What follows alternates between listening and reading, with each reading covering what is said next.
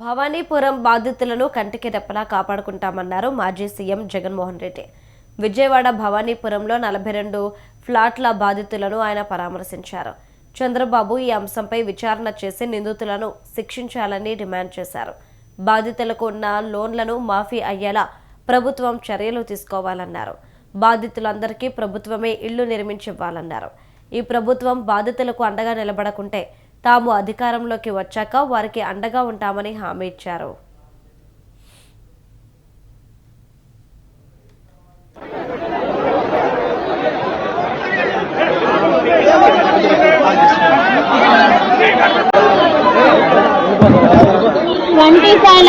శ్రవంతి అన్న 21 number flat మాది శ్రవంతి అన్న.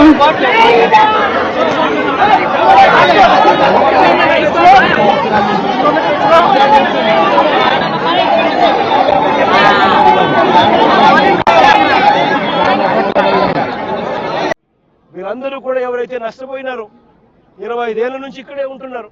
ఒక్కొక్కరికి లోన్లు ఉన్నాయి, 20 లక్షలు 25 లక్షల రూపాయలు బ్యాంకుల్లో రుణాలున్నాయి.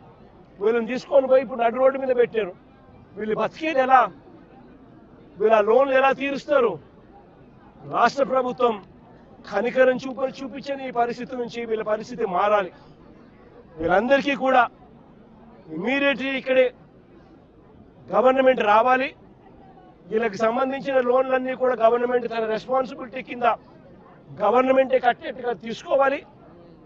నష్టపోయిన వీళ్ళందరికీ కూడా ఇక్కడే స్థలాలు ఇస్తారా, లేకపోతే ఇలాంటి స్థలమే ఇంకో చోట ఇచ్చి ఇంకో ఇల్లు కట్టించి వీళ్ళకి న్యాయం చేస్తారా అన్నది గవర్నమెంట్ డిసైడ్ చేసుకోవాలి.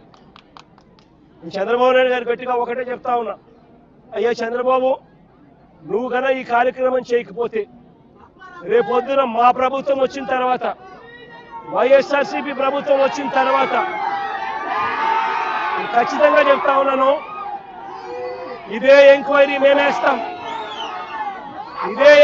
మేమేస్తాం, మిమ్మల్ని కోర్టు ముందర దోషులుగా నిలబెట్టడమే కాకుండా వీళ్ళందరికీ కూడా, బాధితులందరికీ కూడా కంటికి రెప్పలా మేమంతా కూడా కాపాడుకుంటూ, వీళ్ళందరూ కూడా ఎవరైతే నష్టపోయినారో ప్రతి ఒక్కరికి కూడా ఆ నష్టంలో ప్రభుత్వం భాగస్వామ్యమై వీళ్ళందరికీ తోడుగా ఉంటుందని చెప్పి